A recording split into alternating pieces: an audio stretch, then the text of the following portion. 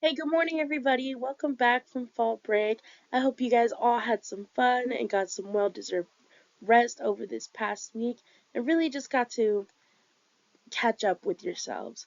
Sorry I could not be in class today. As you guys know, or if you remember, I do have another subject I needed to teach during this time. So I went ahead and made this video for you guys so that you still get your lesson and get your one-on-one time with me to learn the content for today.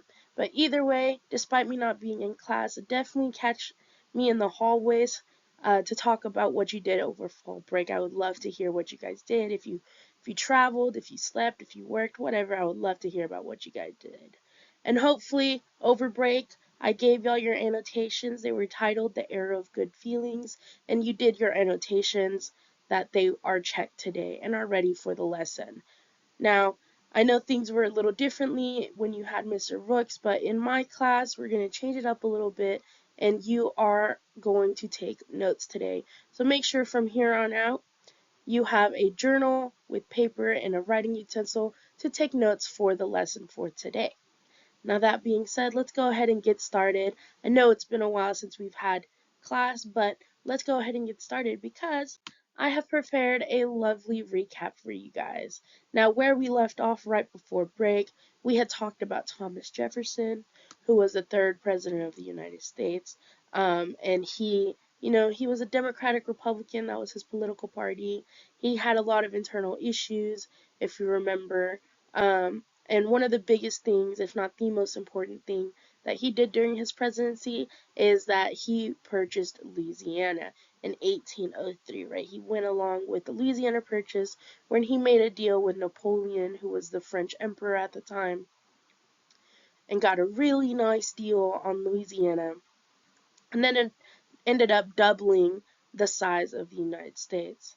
Now, after Thomas Jefferson's presidency, we move on to President James Madison, who was the fourth president of the United States. And he was also a Democratic Republican.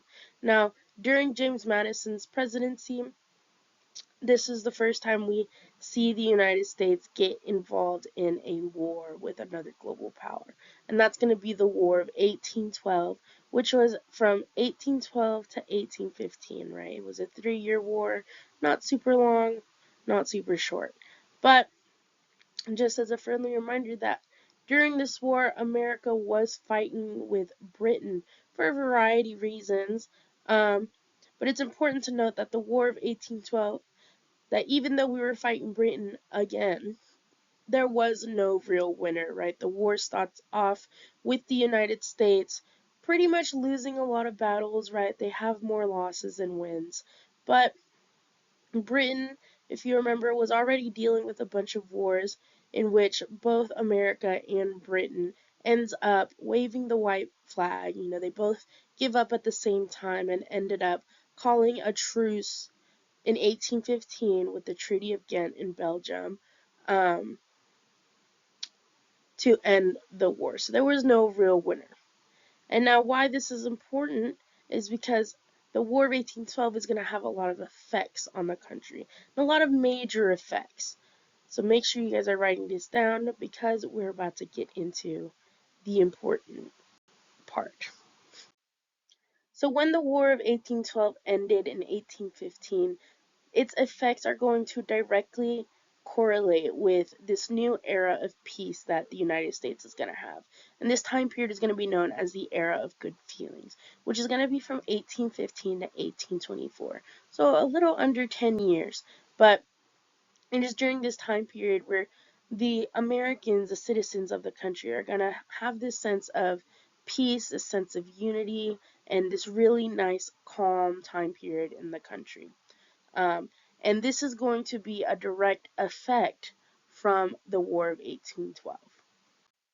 And so let's talk about why. A lot of the effects of the War of 1812 are going to be very important to the development of the country. Now, if you remember, when the Treaty of Ghent was signed between America and Britain, one of the things that they had agreed on was what was going to be the border between the United States and British Canada, right? Remember, all the land that is now modern day Canada was owned by Britain, and so we had agreed where that border, that boundary line was. And so one of the effects of the war was that America, since we had signed that treaty, we didn't really gain a whole lot of territory after the war, right? Any type of territory that we had captured during the war was returned back to its previous owners as per the Treaty of Ghent had declared. However, one thing that America did gain is that it gained international respect, right? It gained this respect from all of the other countries in the world because they had now, at this time, not only survived one war against a major European power, but now two wars, right? So now, since this is the second time we have fought Britain, one of the oldest nations to exist at this time, that has a lot of resources, that has a well-developed army, we have now survived two wars. And so to all of the other countries in the world, well, that showed that America had a lot of resistance, right? They were very resilient. They were not necessarily powerful, but they showed that they had the power to survive against this.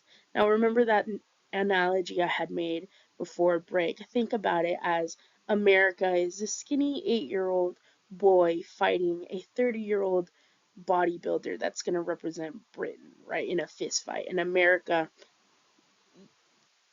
it didn't win, but it survived, right, with some damages. And so that's going to gain them a lot of respect from other countries. Additionally, it is also during this war where America is then going to recognize that they need to become more economically self-sufficient, meaning that this war had taught them that they cannot rely on other countries to hold up their own economy, right? The money that's in the country. And so they recognize that from this war, they should focus more on trading within the country, right? Buying American goods rather than European goods, meaning all of those European goods are going to be a lot harder to come by, and they're also going to be more expensive. Because when you think about it, if something's rare or not easily accessible, that stuff is going to be a lot more expensive. But one of the things that did happen within the country, especially among the people, is that there was this renewed sense of nationalism within the country. Right? Now, nationalism, make sure you underline that word, highlight it, write the definition down because that is very, very important. Now, if you don't remember, nationalism is this sense of pride in country, right? A pride and love in your country. And so many citizens, having survived two wars against the British, it gave them this sense of, I love my country, I love the country I come from, and they were very joyful of being American, right?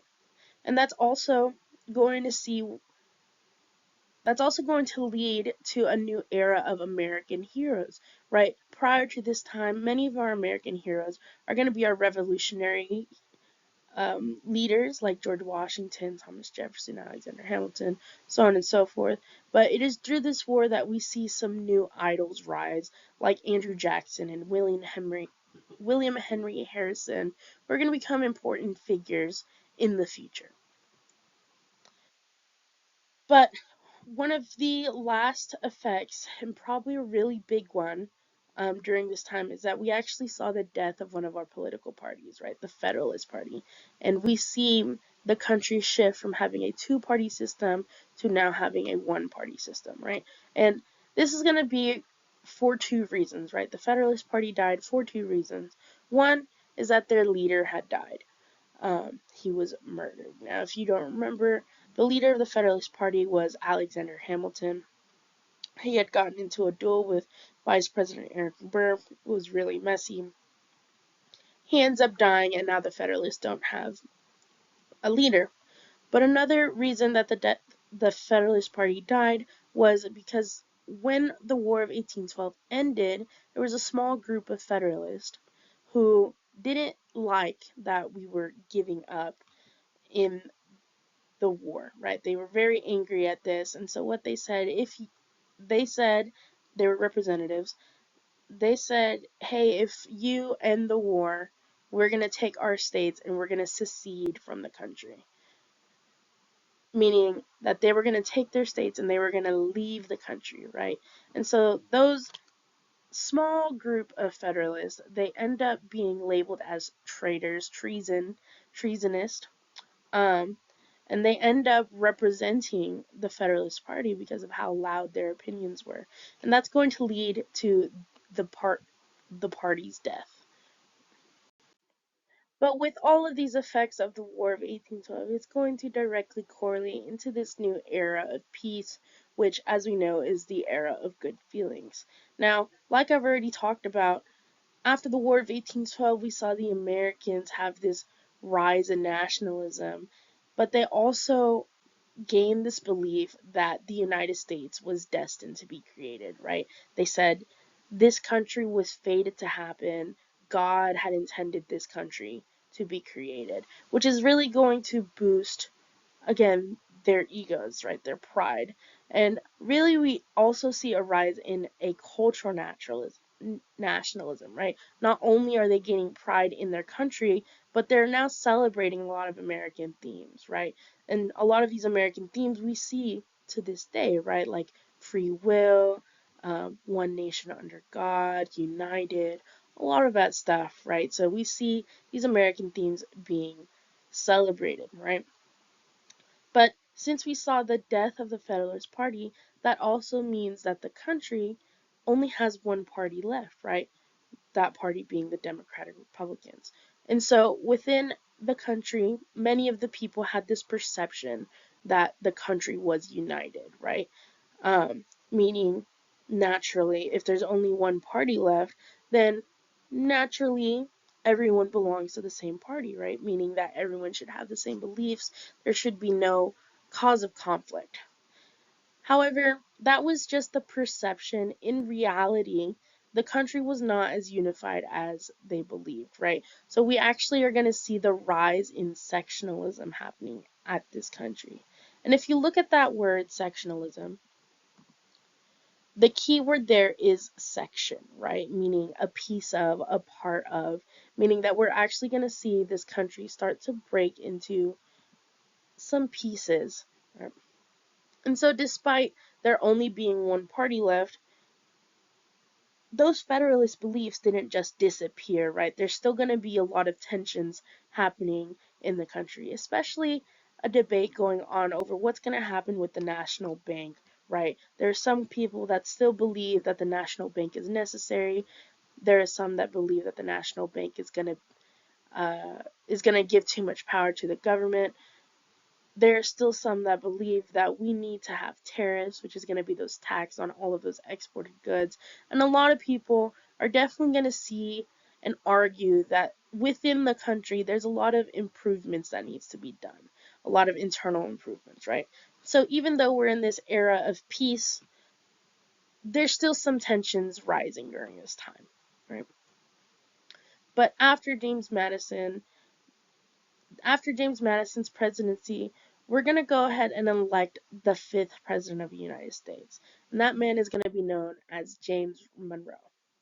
And so, again, naturally, since there's only one party, the Federalists have died, James Monroe is going to belong to the Democratic Republicans, right? And he was very popular, and he's going to easily win the elections of 1816 and 1824. So he serves 2 terms and he wins this by a landslide. If you notice in 1816, all of these green states are going to be the states that vote for him. So he ends up gaining or winning by 84% of the votes, which is a lot. And so by the time of his re-election 4 years later in 1820, if you notice right here, he ends up winning the election by 99.5% of the votes, which is nearly 100%. So he was incredibly popular, but still, that Federalist Party, their ideals did not disappear. And so, though many of our people are Democratic Republicans, a lot of them start to embrace some of these Federalist ideas, right? Like they start to recognize that even though they don't like the Bank of the United States, it is necessary. It is a need for the country. And they also recognize after this war that they need a stronger national army. Because if you remember, how did the War of 1812 start off for the United States? It was not that good, right? We did not win. We were losing quite a lot. So they recognized that we needed a stronger army in order to prevent losing the war at the beginning, right? And so these difference in beliefs are again going to increase a rise in tension in the country, which is going to lead to the popularity of a man named Henry Clay, who is going to propose a new system for the country. That system is going to be known as the American system, right? Again, he sees this rise in tensions happening, and he recognizes that there needs to be a protective tariff on goods, right? Which are going to emphasize, or this is going to push Americans to buy American goods and not European goods, right? But he also agreed with people that there needed to be a lot of internal improvements in the country, right? Especially when it came to our transportation system, right, within the United States. It needed to be more effective. Because remember, up until this time, the way the economy worked was solely based on trade, and trade can really only happen if you lived on a coastal city, right? But that doesn't help all of those states that are away from a coast, right? They're not next to the ocean. So he recognized that transportation needed to be fixed. But one of the biggest things about his American system is that he recognized that there is a need for the Bank of the United States, the National Bank, but it needed to be reorganized. So what he ends up doing is that he ends up reorganizing this bank, and by doing so and proposing this American system, he's going to earn a nickname. And that nickname is going to be the Great Compromiser, right? So Henry Clay is now known as the Great Compromiser, which is, if you think about what it means to compromise, is to meet in the middle, create a solution that satisfies both parties. And so he does this with the American system, and it's going to be based off of three things, right? The first thing is he's going to create the Tariff of 1816, which is going to be very popular amongst the Northerners traders, right? But it's going to be less popular with the Southerners, whose crops are actually going to be negatively impacted, right? Because if you think about it, which side of the country has more people, the North or the South? It's going to be the North, right? The North is going to have more people, right? So this is going to be very popular with the Northern traders. It's going to help boost the economy, especially with trading. The second thing is he does end up reorganizing the Bank of the United States, and he creates a super original name, and he's going to call it the Second Bank of the United States, right? And though, again, many still oppose the bank, right? They still had the beliefs that it gives the federal government too much power. He still ends up creating it, and it does end up benefiting the northern states and not so much the South. And the last thing that he does is that he does a lot of these internal improvements at the expense of the federal government, which is again going to be more beneficial for the North and the West and not so much for the South. Now, if you notice with these three things in the American system, who is he really benefiting? And if you notice the pattern, he's really focusing on the North, right? And so the Southerners are going to be kind of set to the side, and they're not really going to like this, right? But, since he's reorganized the Bank of the United States, this is actually going to lead to a mass panic amongst the people in 1819, and that's going to be known as the Panic of 1819. And so this happened because the Bank of the United States, National Bank, they are going to withhold these credits, right? If you see these gold pieces of paper, this is going to be the money because they really wanted to regulate the money that's being printed in the country. So they're going to withhold this credit from a lot of the smaller banks in the country, which is going to lead to those smaller banks to go under, right? They're going to go out of business, which is naturally going to affect a lot of the people in those smaller cities. And this is going to lead to a major economic depression in the country. It's going to end up harming people, and they're going to lose money. And due to this, people are now going to start distrusting their representatives that are in power, right? They don't like this. They start having this little distrust in their government, thinking, "Oh, how did they let this happen, right? How did they harm us like this, right?" And so this Panic of 1819 is really going to be the first sign where it shows the Americans, the country, that maybe this is not really an era of good feelings. Maybe we're not doing so good, right? And so one of the key figures during this time period is going to be John Marshall and his influence over the Supreme Court, right? He was essentially the leader of the Supreme Court at this time, and he's going to go through a lot of important court cases, right? One of the most important, super important court case that we've already talked about was the court case of Marbury v. Madison, which, if you don't remember, that established the principle of judicial review, meaning that it gave the judicial government, um, the judicial branch, the ability to review any laws that the legislative branch was creating and determine whether or not those laws are constitutional or unconstitutional, right? But I'm not going to go into detail about each of these because you will actually do a little bit of research during your independent practice after this video to look at these court cases in depth. And so now, up until this point, we have solely been focusing on the economic aspect of the country, right, during this era of good feelings. But we do have to remember that we did just buy a whole lot of land from the French, right, the Louisiana Purchase. And that's actually going to push some people to want to expand westward, right? Because prior to the war, even though we purchased them, we hadn't organized this area, right, all of this area in Orange, right? We hadn't organized it. We don't know what we're gonna do with the states or how we're gonna create the states. We ran into the issue that if we created new states, are those states gonna be slave states? Are they gonna be free states? And we also ran into the issue of, even though we have this area, what's stopping Spain or Britain or even Russia, who owned Alaska at the time? What's going to stop them from re-invading the country, right? Because we do have to keep in mind that we do have these major European powers bordering our country, right?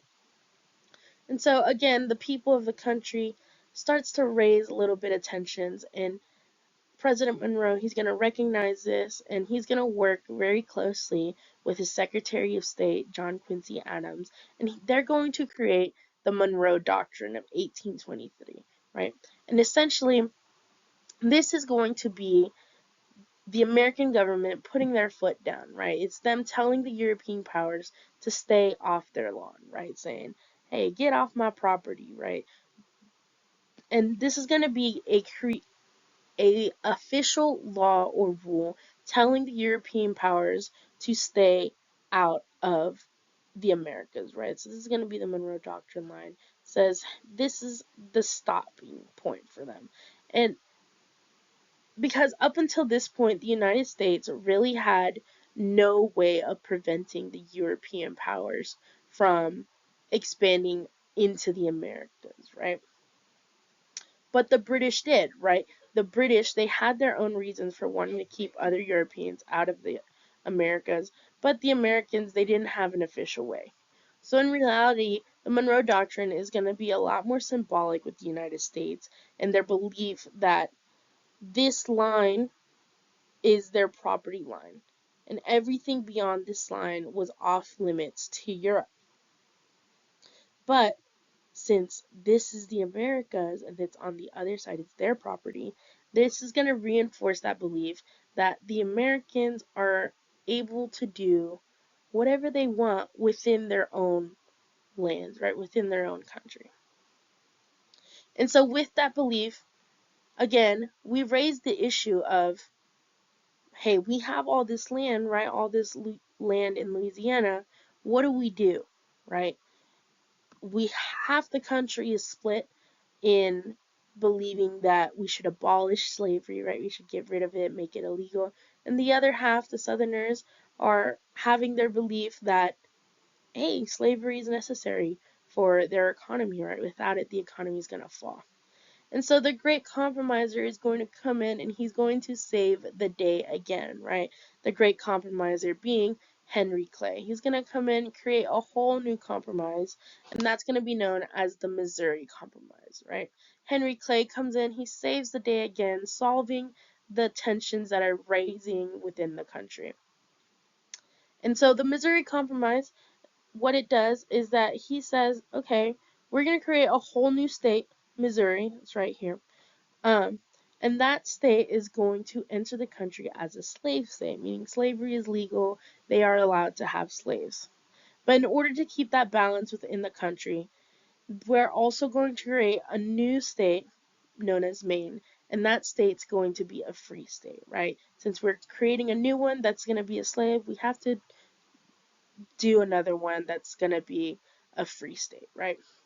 But it also, within the Missouri Compromise, had decided that any line above the 3630 line, which is going to be this right here, any land that's above this coordinate line, that's eventually going to be a state. It's going to be organized into a state, and those states are all going to one day be free states. So all of this unorganized territory, he's essentially, putting it to the side. He's going to worry about it later, but with the promise of eventually when they organize that, all of slavery is going to be illegal in that area. And so this Missouri Compromise is going to keep the peace within the North and the South for the next 30 years. Right? But with this Missouri Compromise, remember, I said people are under this perception of unity, but in reality, this is going to solidify the sectionalism that's happening in the country, specifically because we know that the issue of slavery is not going to go away. And this is going to make official that line that separates the northern states, which are going to be all of these green, the free states, and it's going to officially create that section, that difference in beliefs with the northern states versus the southern states. So with that, that marks the end of our lesson for today. Now you're going to move on to your independent practice, which is going to be the Marshall Court Cases graphic organizer. That looks just like this, right? It should be a sheet of paper. It is front and back, so make sure you complete every section of that chart. This chart, you do not have to complete it in complete sentences, but it does need to be factually correct, meaning you do need to include the day on which this court case happened, tell me the facts of the case, what are the two sides, what are they arguing for, and then tell me what decision was reached, right? What did the court decide and what was the reason why? Now, for example, this first one, I've already talked about it. This class and last class before we left, Marbury v. Madison, we know that the decision reached was that we established judicial review, which is that ability to review any new laws and determine whether or not they're constitutional or not, right? So you need to tell me, why did we reach this? What were the two sides in Marbury v. Madison? So on and so forth. Now for this assignment, you are allowed to use your resources. Definitely refer to your notes.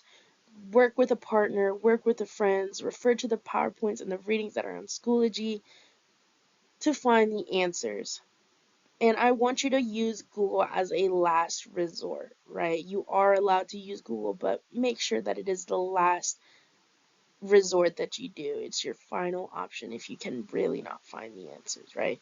So this assignment, you will have the rest of class to work on. It is due at the end of class, and make sure you turn it in because it will be for your grade. This will serve as your exit ticket for today. And if you have any questions, definitely feel free to pop by or find me in the hallway, and I'll make sure to work with you guys. Now, that being said, you have the rest of class to work on this. So I hope you guys have a good rest of your day, and let me know if you guys have any questions. Bye-bye.